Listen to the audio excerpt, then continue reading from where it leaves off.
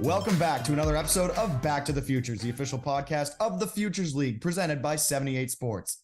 I'm Owen Shadrick. That's Matt Ferreira. We're back in your ears, in your eyes, back on the waves, man. We're back.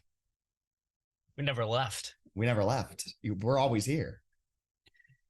But yeah, another week of great baseball. Matt, who's playing well? Well, this week, batting wise, probably heard the name a few times. Tyler Bastinas. He's still hitting over 500. He's still getting extra base hits. Still getting RBIs. Nothing this kid can't do. Ryan Caulfield from Nashua has been hitting 444 in the last week. He's been doing really good. On the pitching side, we saw last night Brandon Hsu. He threw 6 innings, and he's been doing really good as of late. And certainly, last but not least, we got Trey Yesu, and he has been on fire with Westfield. Yeah, a lot of guys playing well, including our first player and pitcher of the week honors, which were announced on Monday after we recorded. So that's why everybody was mad. And they're going to be mad again this week because we don't know who the players of the week are. So stop asking. Last week's player of the week, Andrew Bianco from the Norwich Sea Unicorns. And our pitcher of the week was Tristan Spalter from the Vermont Lake Monsters. Congratulations to those guys. Quick standings update. Once again, the Worcester Bravehearts are leading the league at 10-3. They had a 6-game win streak come to an end recently, but they just keep winning games. Vermont and New Britain tied at 9-4. Pittsfield, Norwich, and Westfield all at 8-8. And Brockton and Nashua holding it down at the bottom. But we said it, Worcester Bravehearts are your first place team, and we have a 2-year veteran for this episode of the podcast in Dennis Colleran. Great to talk to him about Worcester and Northeastern, Matt. Yeah, very valuable insight, especially playing for one of the top teams this year when coming back and playing for us in Worcester. So it's interesting to see his insight of college versus Futures League ball.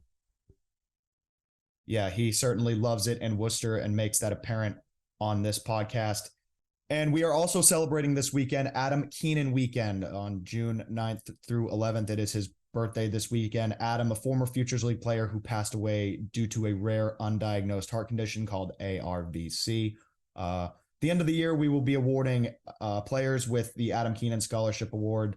But, you know, we're always celebrating Adam and the foundation. Please feel free to donate on their social medias. You can find that on our Twitter page and our Instagram page right now. But yeah, we've Dennis Colleran on this podcast. We're celebrating Adam Keenan weekend. It's been a fun summer, Matt, and it keeps producing. Yeah, and we're going to produce this podcast right now. Let's get right to it. Let's get production. And guys, Futures League Network, week pass $10, month pass $30, full season pass $99. Buy in. FCBLnetwork.com. Don't miss a game. Don't miss a podcast. Don't miss this episode. You ready, Matt? Oh, I'm ready. Here's Dennis Colleran. Hold on, we'll get right back to the Futures, but first, we want to share a message from our friends at 78 Sports. Do you have kids playing baseball or softball? We all know practice time is limited, especially here in New England, not to mention the cost of lessons and cage time can add up very quickly. Save yourself time and money by giving your kids what they need to work on their game at home. Our friends at 78 Sports can help you put together the perfect at-home training setup. Whether you want to start small with just a tee and a net, or looking to set up a full cage with turf and a pitching machine, they have you covered. And I've used their stuff before. I've seen their facilities. They definitely cover everything. The team at 78 Sports design and install hundreds of at-home and commercial sports training facilities. So let them help you find the perfect setup for your space. Visit the 78 Sports website at 78sports.com. That's SEVENTY, the number 8, sports.com. For a limited time only, by just mentioning Back to the Futures, you'll receive a 10% discount off your order. That's SEVENTY, number 8, sports.com. Now, back to your regularly scheduled programming.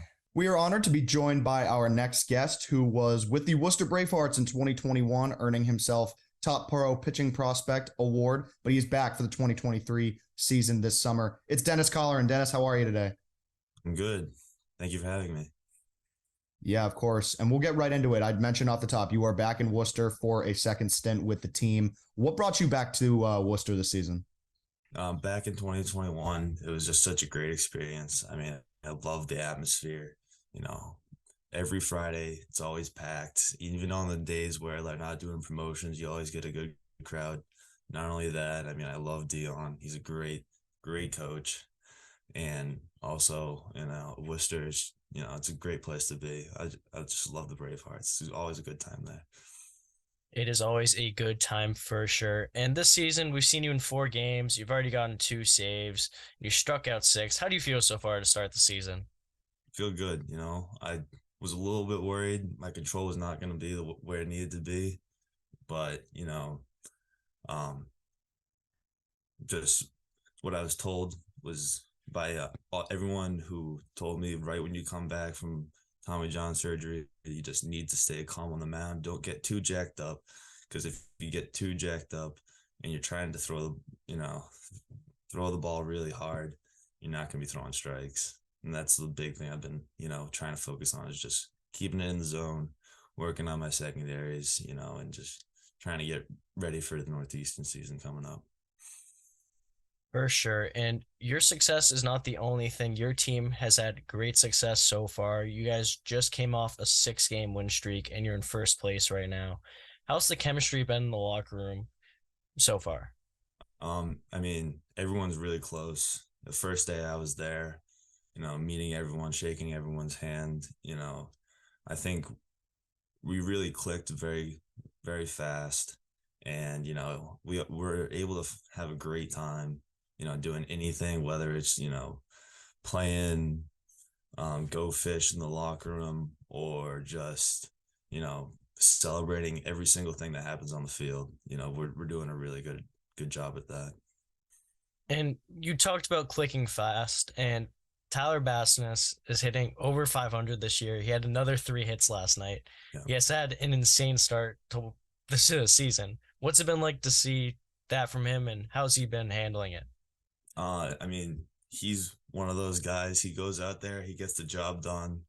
He'll get a double, and he doesn't act like anything happened, and he just is on to the next one. He's an absolute machine. I love watching him. Yeah, and talk about machine 2021. You guys made the playoffs, ended up having to face Vermont, but you got a taste of that Futures League playoffs. What was it like kind of getting that first experience, and what do you guys believe you need to do this season in order to get back there? One thing we really need to focus on is just our guys coming out of the pen being able to come in and, shut down, throwing strikes. That's one thing that, like, if we can get that down, I think we'll be an absolutely unstoppable team, because our hitting is definitely there. Our feeling is good. If we can just get our pitching, like, on point, just coming out of the pen, throwing strikes, I think we'll be unstoppable. Yeah, that's so important in summer ball, especially when rosters keep turning over, and obviously there's still guys that are coming in here, but that's super important to have your pitchers fresh and throwing strikes. And in 2021, I mentioned it off the top, you were named our top pro pitching prospect after a blistering 1.11 ERA, 37 strikeouts, and 24 and a third innings pitched. How did you feel coming out of that season, and what did it mean to get that award at the end of the day? Yeah, it felt really good. Coming out of high school, playing against guys way older than I was. So obviously I was a little bit nervous. And I was really happy that I was able to produce out there. And, I gotta credit to the Bravehearts. If it wasn't for them, I definitely would not have been able to, have as much fun or be able to compete at the level that I did that summer. And you said a little about it. You were coming straight out of high school, facing guys way older than you. How did that season prepare you for what would happen at Northeastern? It gave me a sense of what the college experience is like, how teams run. Obviously you're a new guy, you're going to be grabbing most of the equipment, you're going to be getting all the buckets and stuff like that. So prepared me for that. But not only that, all the guys that are older, they have so much knowledge. One of the big things I learned that summer was just, honing down my changeup. I really improved my changeup that summer, and I was able to use it in the college season that ensued later. But, it's just, there's a lot of older guys, and you gotta use them, because they've been around for longer and they know a lot more than you. Yeah, that's definitely true. And I'm sure you took many advice from pitchers and even guys that have just been there before and used it. And obviously there's plenty of guys that go to Northeastern, which we'll definitely talk about later. And for the Bravehearts, the last couple of seasons, you have primarily been a closer. What is your mentality when you're asked to come in and close a game? Biggest thing I'm thinking about is I just want to come in there and shut the game down. If we have a lead or if it's close, all I want to do is just get in there, get out as fast as I can. Just trying to work quick. When I'm coming into the game, I want it to be me just trying to shut down the game. I want to come in and just kind of live up or play up to how the team has played the entire game, just trying to shut down the whole thing. And generally asking, do you like saving games, or is that something that you're against? I guess. I enjoy it. I prefer starting, but right now with my injury, I'm only allowed to go a certain amount of innings. So I'm very happy that my role right now is coming in the ninth and just shutting down a game. And as a reliever myself, I know I have my superstitions out of the bullpen. I like pitching on a certain mound. Do you have any superstitions or routines that you go through coming out? Um, I like giving my glove a good slap and then giving it a jog to the mound. A couple of things that I do once I get onto the mound, I do this thing where I kick a line down to the end of the mound, and then I'll give it a good sweep. And then once I'm done with all my warm up pitches, I clean off the mound completely until it's all white and there's no more dirt on it. And then I'll smack my leg, cleaning off my glove. That's a couple of things that I do. Just making it helps me get locked in. It's like, okay, now it's time to go. Yeah, anything you have to do to get locked in. And I want to ask, we've had some pitchers on here who are primarily out of the bullpen, and talked about pressure. How do you handle? Because obviously it's ninth inning, you got to close out a game when you're coming in for a safe situation. So how do you handle that pressure? Or how do you, I guess, not think about it too much when you're on the mound? Pressure is definitely one of those things that I'll feel like, it's like, okay, my name gets called. And it's like, okay, now it's time to go. I'll feel it when I'm, warming up before I come into the game. I mean, my first time when I was warming up this season, I sailed a few over the catcher's head, just trying to lock in. But it's one of those things I just focus on my breathing, and I make sure that, like, it's like, hey, you can do this. You're able to come in, and you're gonna be able. You've done it before. You know what you're doing. So just come in and shut it down. I mean, throwing it over catcher's head, that's an intimidation factor, if anything. But you talked about the atmosphere in Worcester already, and they continue to add more and more events to their promotion schedule and have a couple of education days. How fun are those games to be a part of? I mean, I love it. I love when the kids are there because obviously they're looking up to everyone on the team, and when they come up and they're asking for autographs or they're asking for, like, nothing's better than when they come up and they're asking you about baseball, because I just love talking about it. And not only that, it's great when the teachers are there, they get the teachers involved, getting all just, I love having the fans super involved in the game because it just makes it much more fun to play. So much more fun to play. For sure. And bouncing around a little bit here, but you talked about Alex Dion at the top and how he's helped you so much. What has he taught you about the game and during your Woo Ball tenure? One of the things, especially he hammered into me on my first season on the Bravehearts, was that, it's summer ball. In the end, it won't affect you too much, but, the games matter, but you have to remember to have fun because it is the summer. And if you're having fun out there, you're going to be able to play well and you're going to be able to win the games. Yeah, Alex Dion among that Worcester front office staff that loves to take care of their players, John Creed and Dave Peterson among them. What does it mean to have everyone from the top on down truly care about you guys, the players, and are willing to do whatever it takes to make sure you guys are happy and comfortable? It's really great. I mean, especially just, if it's anything with the equipment, they always make sure we're fed, and, making sure that, like, they came in the first day before the first night that we wore those bright Friday jerseys, and they were like, listen, we're here to make the baseball game fun, but we also want to make sure that, it's still a baseball game. So if you guys ever have any problems with anything that we're doing, let us know. But they do a really good job of making it a real event, but also making it a good baseball game. And I have to touch on it, but what were your thoughts on the scoreboard explosion? So I heard it was Twister, our old mascot. Um, it stinks, not being able to know exactly what the score is unless you're keeping track. I mean, it's kind of nice being able to look away from the game for a minute and then still knowing what's going on, but definitely need to pay attention a little bit more to the game to know exactly what inning it is, what's the score, what the count is. But it is what it is. Hopefully we'll get it back soon.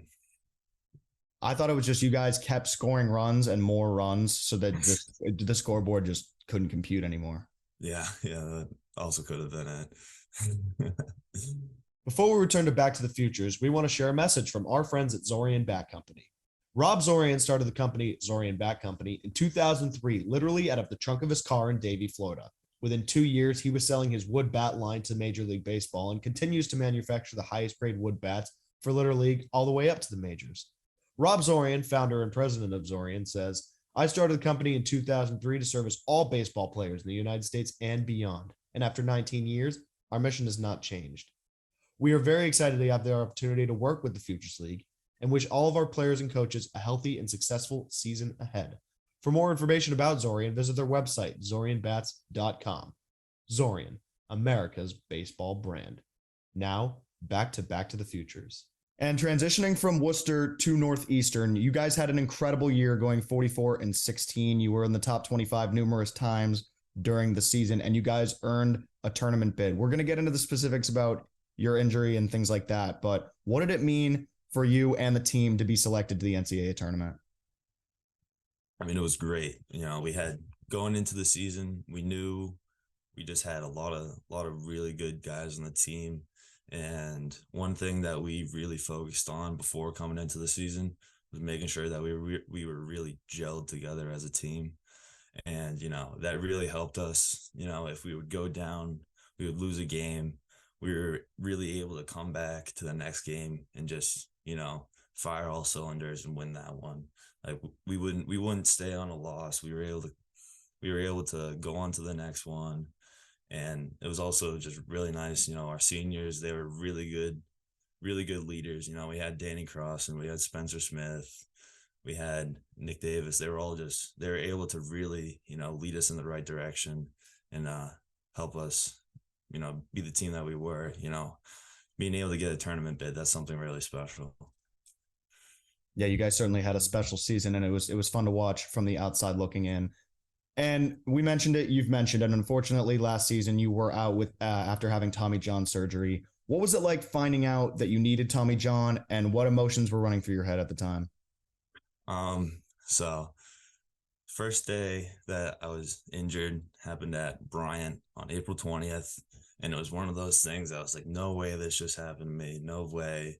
And like, I was just in complete denial. And then, the MRI comes back and there's just a massive gap in my elbow. I'm like, oh geez, this is like, it's really, really bad. So, you go through, there's like 3 things every single person that gets Tommy John goes through. First thing is they're like, no way this happened to me. Second thing is like, okay, now I'm going to start throwing with my other arm. And now I'm going to be able to pitch with my other arm next season. And the third thing is like, you finally accept it and you're like, okay, now I have a year to come back and be better than I was. And if you're able to use that third part and really focus on everything from just, your entire body to your mentality, you're able to come back out of the surgery a much better pitcher or player. No, for sure. Especially in that second part, many people are going to think that's a joke. But seriously, I partially tore my UCL my freshman year, and I spent months trying to throw lefty. Yeah. But what was your recovery process like from Tommy John? So over the summer, I spent so much time just looking into everything that I could do to improve my body because it was one of those things. right out of surgery, I had to get the full repair, took it out of my knee. So I was like, oh, I can't do anything right now. So I was like, I focused so much on my diet, so much on, everything else that I do in my lifestyle. And, I talked to a lot of guys that had gotten Tommy John before and like, what they had done. And I think one of the biggest things, like when it comes to Tommy John is like what you need to look at is specifically with how you got injured, whether it was a specific mechanic thing or just not taking care of your body right. If it's one of those things, you can look at it and be like, okay, this is what happened. This is why I got injured. And then changing that, or like, it was one of those things you have to talk to your coach and like, this role isn't working for me. Or even if it's just, okay, maybe I need to cut down on going to Popeyes twice a week, something, anything like that. You gotta come back and you gotta realize what happened. And ideally, what you should be able to do is like, and I think that all baseball players should do this, is if something's bothering you, you should look at everything that you do and be like, okay, what if I change this one thing? And then, you see a week later, am I feeling better? Am I feeling worse? And just changing one thing at a time. And I think just doing that, you can really become like a next level player. And you've already touched upon it a little bit, but the mental coming back and even just first time on the mound, was there any scaredness that you had in being back on the mound for the first time of, oh, what would happen if this happened again? I was one of those things I definitely thought about, like the first time I'd ever pitched off a mound, and the first time I started throwing sliders again, because I tore it on throwing a slider. But it was one of those things I was like, I know what I'm doing. I know I can't get hurt because I changed what had hurt me. And, my lifestyle is so much better now. I know what I'm doing. So it was one of those things. It was a little bit in the back of my mind. I won't lie, but I was pretty confident in what I was doing. And you talked about how you tore it throwing a slider. And I know at least when I was rehabbing, I couldn't throw anything other than a fastball for a while. So how did you get your secondary pitches back, your changeup, your slider, and aim to keep commanding those pitches? It was one of those things. I went back to when I first learned my slider and my changeup back when I was 12 years old, 10 years old, when I was a changeup, and I went back. My dad, thankfully, he has videos of me and like lessons. And what he would do is he would make me keep a notebook of like, okay, here's the three things you learned at this lesson, and I would just look at all of them, and I was like, okay, I'm gonna start fresh. I'm just gonna completely relearn how to do this, and I think that it really helped me. And for last question I have is Tommy John recovery is a long process. How did you stay busy and stay ready throughout the recoveries? So over the summer, obviously it stunk, not being able to do much, especially watching all my guys playing ball. But I was able to stay occupied. Once I was like cleared to throw a fishing line, I went fishing a ton. I would go on walks all the time. I would thankfully my sisters, they were around, so I was able to be like, oh, can we go do this? And we would just like go to a park and we just go walk around. Especially my mom, like me and my mom, we would go to the local park. We would go down to um I forget the name. It was like one of the ones at Blackstone Valley. We would just go down. We would go on walks, and that was one of the best things for me is just staying moving. And then once I was able to pick up a weight, I was in the weight room a ton, and it's one of those things. It's like you start to appreciate the things that you were able to do much more. And I was definitely like, wow, like I didn't realize like just having to sit on my butt completely for 2 weeks after the surgery. I was like, wow, there's a lot of stuff I could not do right now that I would kill to do. Yeah, you never think about those things till they're gone for sure. And last question about the injury, I promise. But plenty of guys are going through this right now, whether they're on already recovering or have just sent themselves into a Tommy John recovery mode. What is your advice to those guys that may be going through this injury themselves? My biggest advice is just really look into what you're eating. You're eating because your body is sending all this stuff to the injury site, right? Like, just trying to heal it. So you got to make sure that you're fueling it properly. And not only that, just whatever you're able to do in terms of being active, just keep on doing it, so you can keep the blood flowing. And the biggest thing is, as always, is going to be sleep. Everyone says it, and it's one of those things that's said so much, you might like, pass it over, be like, oh, whatever. But it definitely does matter. Yeah, everybody's got to get their beauty sleep. Come on now. And okay, off the injury, back to Northeastern and back to this past year in the tournament. You guys faced a tough Maryland team and another good team in George Mason. What were your emotions like coming out of those games? I was watching them, and it was one of those things, definitely disappointing. But I was watching the guys and just their emotions out there, and they were definitely leaving everything out on the field. So I don't think any of them can be upset with what the outcome, I mean, they can be upset, but they got to realize they left everything out there, and they're good teams. I mean, George Mason, they beat up Maryland, and Maryland, they got an insane hitting team. Wake Forest may go on to win it all, but it's just that was a really tough bracket right there, and I think they can't be too upset with the outcome. For sure, you guys played your hearts out, and much like you, there's plenty of Northeastern guys that made their way through the Futures League, including Danny Crossan and Patrick Harrington. What's it like seeing those guys play around the league? Uh, I mean, I love Danny Crossan and I love Pat. They're both really hard workers, especially in the weight room. I mean, both of them can put up pretty insane weight. But not only that, I mean, with their age and their experience, they know so much about the game. I've talked to Pat, I talked to Danny about, just little stuff. And, Danny's one of those guys. He's helped so many guys on the team. And I'm sure when he was in the Futures League, he was helping so many guys out there. But, it's one of those things. It's kind of special, It's like Futures League, one of those things you come in and you play it, and it's one of the, you can come back to college, and guys are always talking about it too. I mean, there's you have the games when, like, pie eating contests or the hot dog throws, and it's like everyone just loves talking about them in the locker room and like on the field. So it's one of those, everyone loves the experience, and everyone, like, it's one of those things everyone can definitely bond over. Yeah, that's good that you guys, continue to talk about it, because you said it. It's all about having fun during the summer while also, improving your craft and playing the game. So that's great. And sorry to harp on the bad memories here, but 2021 playoffs, I do want to take you back. You faced Harrington in the playoffs back when he was on Assumption. Was it kind of weird playing against him in the Futures League, and then what 2 years later, he's now your teammate?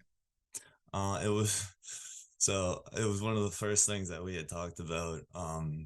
He came up to me and it was like, oh, Dennis, I remember facing you in Vermont, and it was like, geez, you were really throwing the hell out of the ball, and it was one of those things. And I was like, that was right when I was like coming off of Tommy John. I was probably like 3 or 4 months. Where I was like, yeah, I'm not doing that anymore.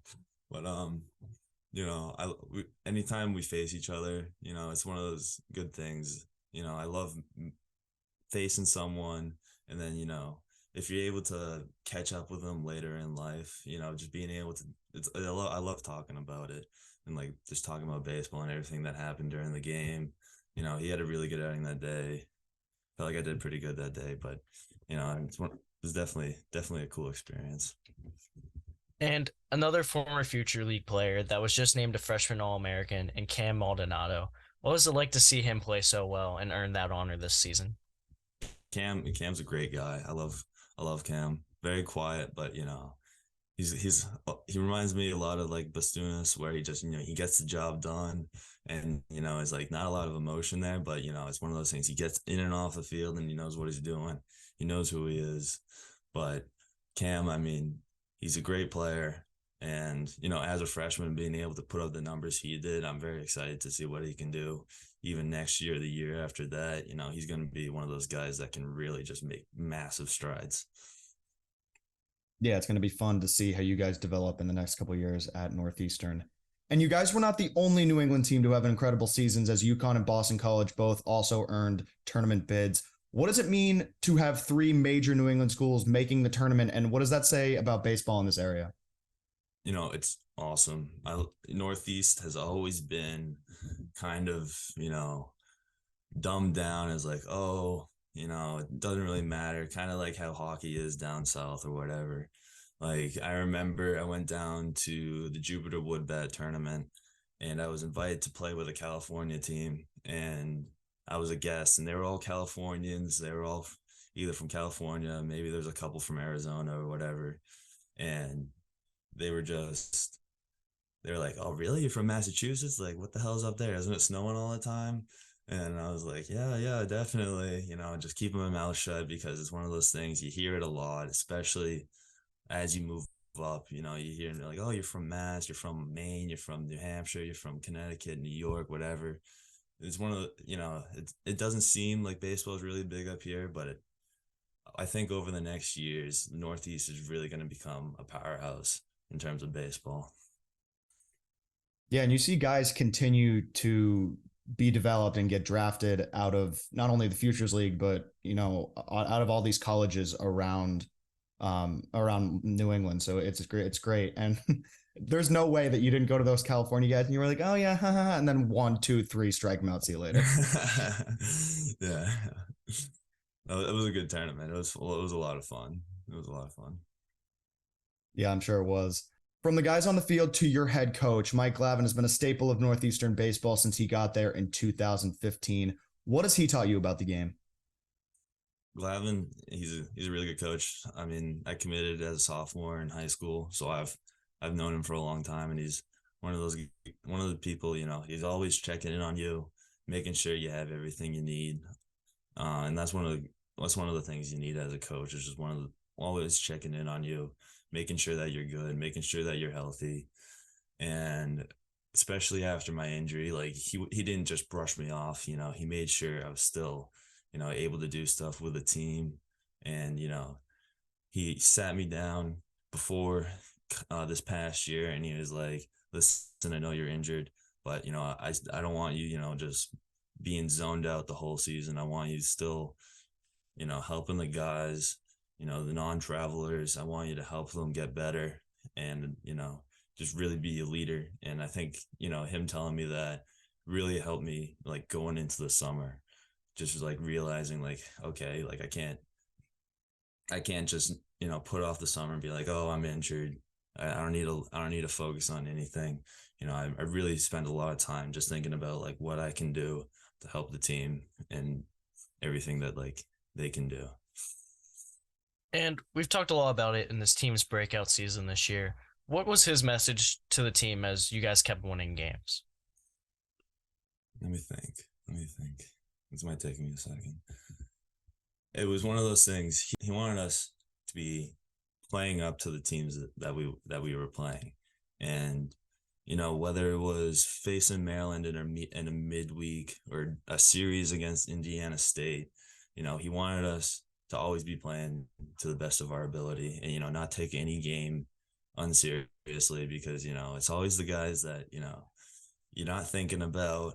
And that's one of the good things about Northeastern. You know, a lot of people are like, oh, it's Northeastern, they're from Massachusetts. Like, oh, we don't need to really worry about them.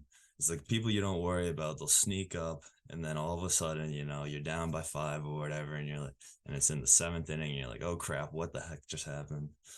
You know, but it's one of those things. He definitely told us that, you know, we know who we are, we know what we can do, and we just need to go out there and do it. Yeah, that's a great message, and one that some Boston sports teams probably could have used in the playoffs, I think. Oh yeah. Or, Oh yeah, that was tough to watch. yeah, Both maybe of those. maybe Both of they those really maybe tough to they should watch. have studied their opponent a little bit more, but Oh yeah. that's beside the point. Let's not get angry here this morning. So all right, back to actual questions that have to do with baseball. Mike Glavin continues year after year to send guys to the Futures League, and there's plenty of Northeastern guys that are in this league currently and have been sent here in the past. What does that say not only about the culture of the league, but the Northeastern culture where guys continue to be sent here to play baseball and improve their game? I mean, it's a great league. You obviously have great competition, but I think it's also one of those things that Glavin knows if you come in here, you're not gonna be shoved on the bench. You're not gonna be forgotten about. You're gonna go out there. You're gonna be put on the field. You're gonna be put in tough situations. And he knows if you're coming here to the Futures League that you're gonna come out a much better player.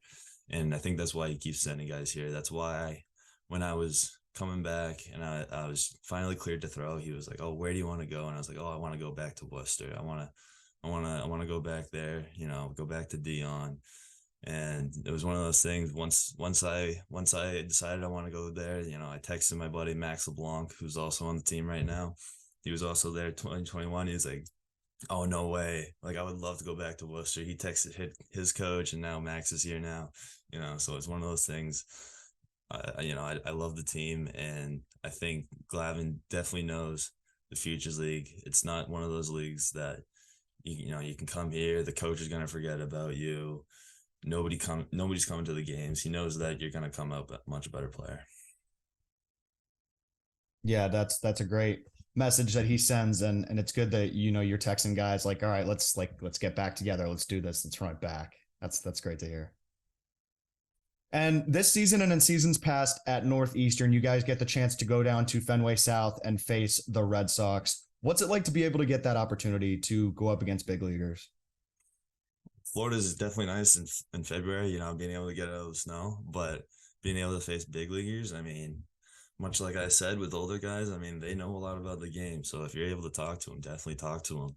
And I think it's just a great experience. I mean, guys going out there and they're facing guys they normally just watch on TV all the time. They may have been watching them for a few years, and they got the big names. I mean, you got Devers. Everyone once Pat Harrington struck out Devers, the whole group chat was going nuts. Everyone was like, "Oh my god, oh my god, Pat Harrington just struck out Rafael Devers." But it's just a lot. It's a lot of fun being able to go down there and face the big leaguers. Yeah, I remember watching that on TV and going, "This is crazy that there's a Futures League guy coming in and striking out Rafael Devers, the $300 million man." Yeah. And do you have any like fun stories? But well, that was a fun one. But any fun stories from you personally or any of the guys from this year or years past? I'm not sure how many I can share here. But one of the good things is in the bullpen. Um, it's all the guys and we're all super close, so we're able to talk a lot. And it's one of those things where in between the innings we'll be talking shop, we'll be making jokes, cracking jokes or whatever. But once the game starts, everyone's locked in. Last year, one of the things that we did at Northeastern that was pretty cool, that like I took it from Worcester, not really like I was like, okay, Worcester, what they do, like in between the innings, they do something fun. So, I think it was in the middle of every fourth, before we would go up to bat, they would play Pump It Up. So what we would do, I was like, okay, what if every single time they play Pump It Up, what if we just started dancing? We just started going nuts, and it became one of those things that, it kind of devolved out of what the original thing was. And by the end of it, we were like, what we did is we took a big old water jug and we just poured it over our catcher's head. And it would be all over Twitter, and it was just kind of nice being able to see something that it was like started off as a joke, started off as something that we were just trying to get like the guys riled up for, become something much more. It's always fun to see all your stuff and everybody enjoying it just as much as you guys do. And taking it even a further step back, to high school, you played for North Attleboro, and you guys captured the league title in 2021. What does it mean to be part of that in your senior season? I mean, that's my senior season. We had a really good group. It was obviously tough. A year prior we had COVID, so there was a lot of guys start of the season. They never played on the varsity field before, so obviously they have a lot of nerves jacked up. But me and my co-captain, Jared Penta. We had both played varsity before, so I think we were able to really lead the team in the right direction into, being able to um, play up to the varsity level. And, there's a lot of other teams where their entire team was all seniors and they had been playing as sophomores on varsity. But I think after COVID, we were really able to get our team going in the right direction, in terms of, not having played baseball for a year, just coming back and being able to go out there and win games. In that season, much like your others, you had a really good season and were named league MVP. What did it mean to you to add another accolade to your collection? It was a lot of fun. I mean, I was really happy. My older sister, she had won league MVP, so it was one of those things I was like, okay, I need to win this. And then of course my little sister, she's in her senior season right now.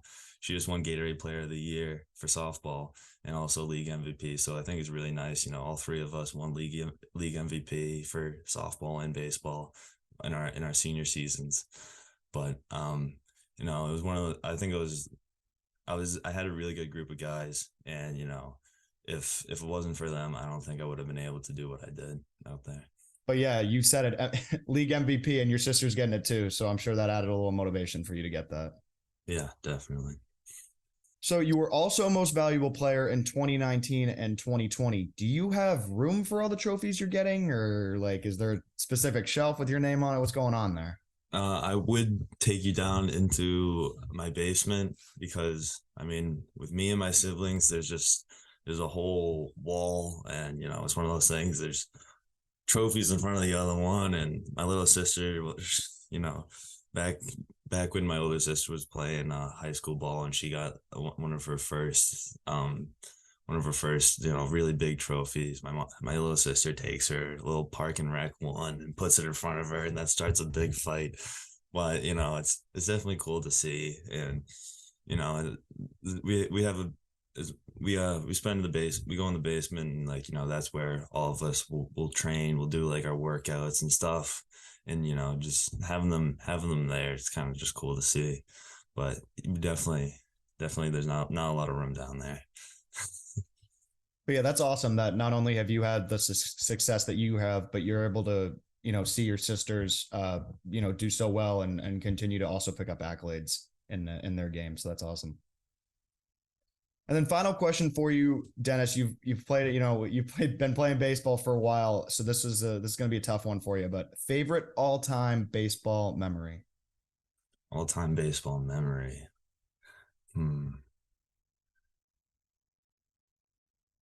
I would say one that I always think about was I was back in, I was 7 years old playing 9U, and I had a bat, and I was doing really well that season. And the opposing coach came up and was like, "You can't use this bat. This thing's illegal." It wasn't illegal, but the umpire, he just didn't want the fuss. He's like, "Can you just use a different bat?" So I was like, "Oh, okay." So I took one of my buddy's bats, and then I go out there my next at bat and I hit a double, and I was just I was so jacked up. I was like, "Yeah, you thought it was the bat, but it wasn't the bat," and just being able to. I was 7 years old, so obviously I wasn't rubbing it in his face or whatever, but that's one thing that just really stuck out to me. There's someone coming up to me and saying, "Oh, you're only as good as your bat," and then I come out and I take this up. It was this metal bat, I was using a composite one, and I take this metal bat and I go out there and I hit a double. That was just a really special moment to me. Yeah, there's always a fuss. There's always somebody arguing. It's being able to shut them up must have felt amazing. Yeah, it did. Well, Dennis, that's all we got for you. Thank you so much for taking the time today. We really appreciate it, and we wish you the best of luck this summer in Worcester, man. Thank you for having me.